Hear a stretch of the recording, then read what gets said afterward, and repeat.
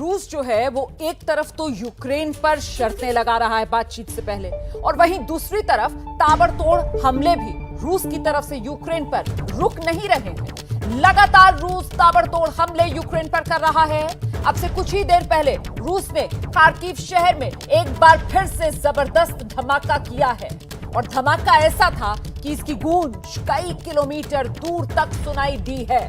इस वक्त की बड़ी खबर, रूस की तरफ से लगातार यूक्रेन पर हमले जारी हैं।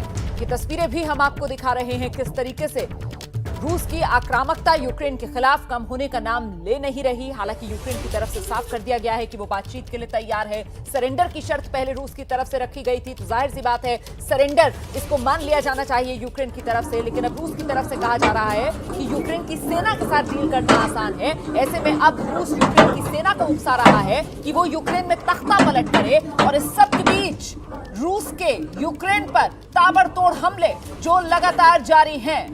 ये जो वीडियो आप देख रहे हैं वो यूक्रेन के खार्किव का है।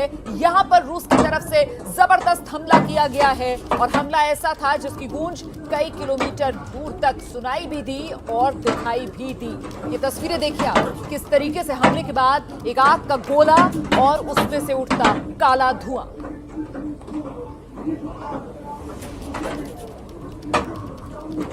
तो रूस की तरफ से यूक्रेन पर जो हमला किया गया है उसकी ये सबसे ताजा तस्वीर इस वक्त आप देख रहे हैं। यूक्रेन में रात हो चुकी है, रात के अंधेरे में भी रूस की तरफ से ताबड़तोड़ हमले किए जा रहे हैं। आज दिन में खबर साफ हो चुकी थी कि कीव की पूरी तरीके से घेराबंदी कर कीव के बड़े हिस्से पर रूस की सेना ने अपना कब्जा जमा लिया है। रूस के सैनिकों के जो वीडियोस हैं वो अब सामने आ रहे हैं, सोशल मीडिया पर वो सुर्खियां बटोर रहे हैं, जिसमें एक तरीके से जीत का जश्न मनाते हुए रूसी सैनिक नजर आ रहे हैं। और इस सब के बीच अब जबकि यूक्रेन अपने घुटनों पर आ चुका है, रूस के सामने यूक्रेन ने एक तरीके से हथियार डाल दिए हैं। बावजूद इसके रूस की ये आक्रामकता, ये अग्रेशन जो कम नहीं हो रहा। ये आप तस्वीरें देख रहे हैं, रूस ने एक बार फिर से हमला किया है यूक्रेन पर।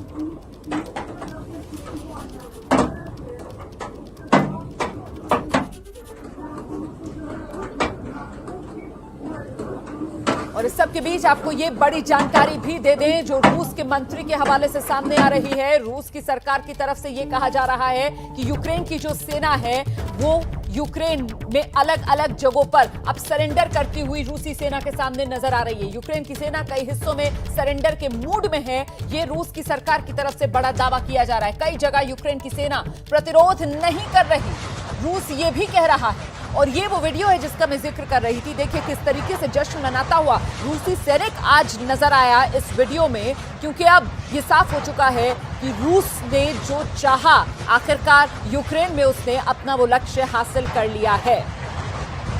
जिस मंशा के साथ पुतिन ने यूक्रेन पर हमला किया था वो मंशा पुतिन की पूरी होती हुई नजर आई।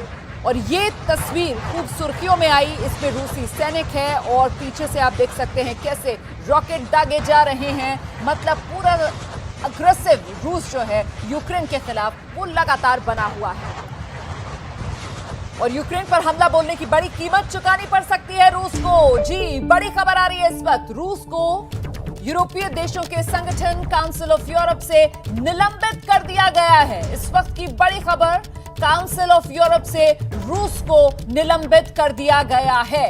यूक्रेन पर जिस तरीके से रूस ने हमला बोला है उसी की ये कीमत जो रूस को चुकानी पड़ी है।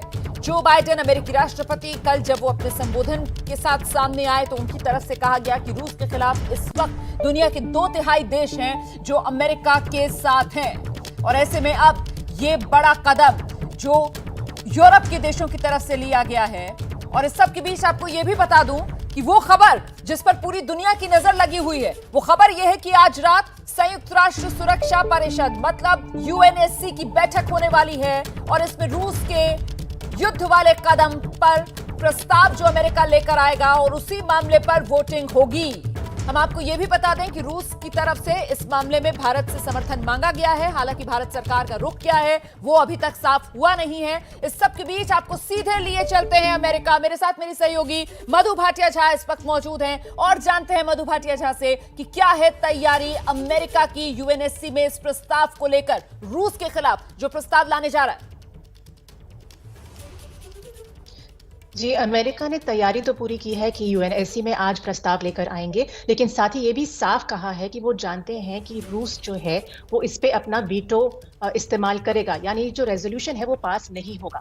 फिर इस मतलब क्या है? इस रेज़ोल्यूशन के ज़रिए वो ये वोटिंग के ज़रिए वो ये दिखाना चाहते हैं कि दुनिया के जितने देश हैं, वो इलाके में शांति चाहते हैं। वो रूस को ये संदेश देना चाहते हैं कि वो एकजुट है इस पूरे मत पर कि यूक्रेन में जो रूस का हमला है, उस पर रोक लगाई जाए और इस शांति जितनी जल्द हो सके उतनी शांति बहाल की जा सके। तो ये जो मीटिंग है ये करीब अब से 3 घंटे बाद न्यूयॉर्क में होगी यूएनएससी की बैठक और ये अंदाजा लगाया जा रहा है कि जब रेज़ोल्यूशन होगा, जब टेबल पर आएगा तब कई देश जो हैं वो एकजुट होकर रशिया के खिलाफ अपनी आवाज उठाएंगे और पुतिन के इस कदम की ना सिर्फ कड़ी निंदा करेंगे बल्कि एकजुट होकर उसे रोकने के लिए एक आवाज उठाएंगे।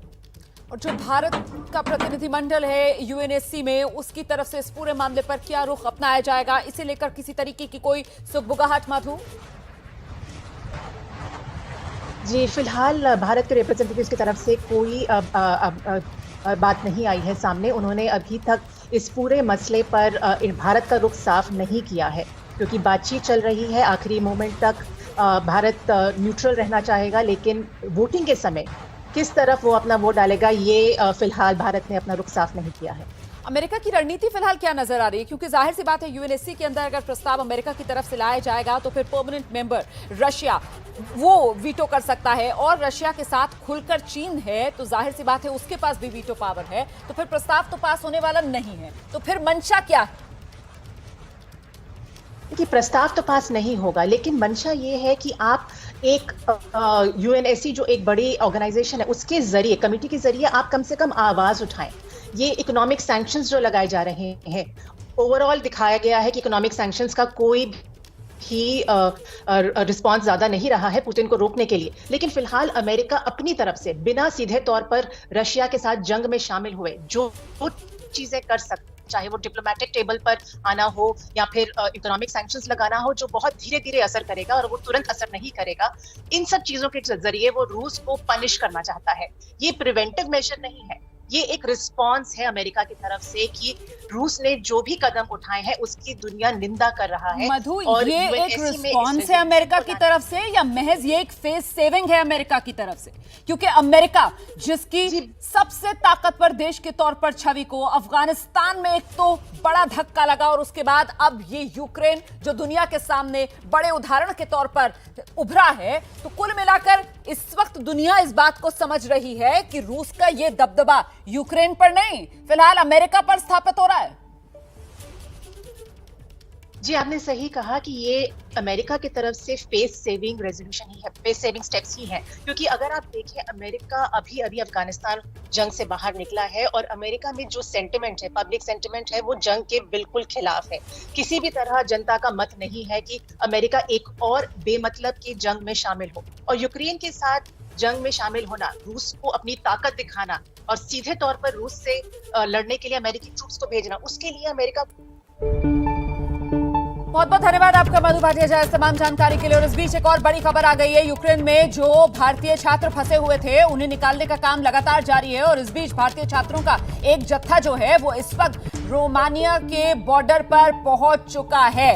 देखिए, यूक्रेन के पश्चिमी सीमा पर ही रोमानिया देश है, यूरोप में आता है, और उसके बॉर्डर तक भारतीय छात्रों का एक जत्था पहुंच चुका है। भारत सरकार की तरफ से पहले ही साफ कर दिया गया था कि क्योंकि फिलहाल एयर स्पेसेस लॉक हैं यूक्रेन में, ऐसे में सीधे एयरलिफ्ट तो नहीं किया जा सकता है, और जो इवैक्यूएशन प्लान है वो जो पड़ोसी देश हैं यूक्रेन के, उनकी सीमा पार कराकर ही छात्रों को वापस लाया जाएगा हिंदुस्तान। तो ऐसे में एक जत्था जो रोमानिया की सीमा पर पहुंच चुका है, और ये जो तस्वीरें आप देख रहे हैं, दरअसल कीव में जो भारतीय एम्बेसी है उसके पास ही एक स्कूल की ये बिल्डिंग है जहां पर भारतीय छात्रों को एक साथ रखा गया है। वहीं की ये तस्वीरें, ये वो छात्र हैं जो इंतजार कर रहे हैं अपनी बारी का वापस घर लौटने के लिए। हालांकि मैं ये आपको बता दूं कि आज हमारे सहयोगी प्रणय उपाध्याय जो लगातार वॉर जोन से यहां यूक्रेन की राजधानी कीव से रिपोर्टिंग कर रहे हैं, उन्होंने इन छात्रों से बातचीत की है, और ज्यादातर छात्र जो हैं वो आश्वस्त हैं, फिलहाल उन्हें किसी तरीके की कोई दिक्कत है नहीं।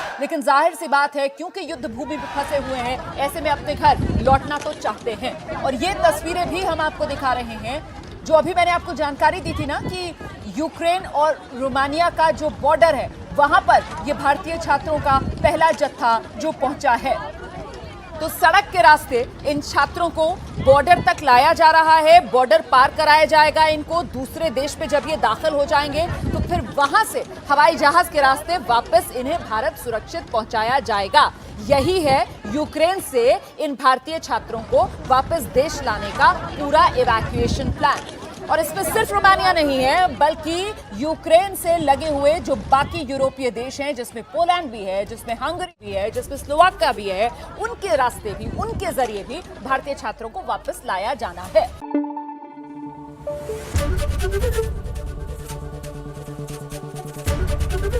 एबीपी न्यूज आपको रखे आगे।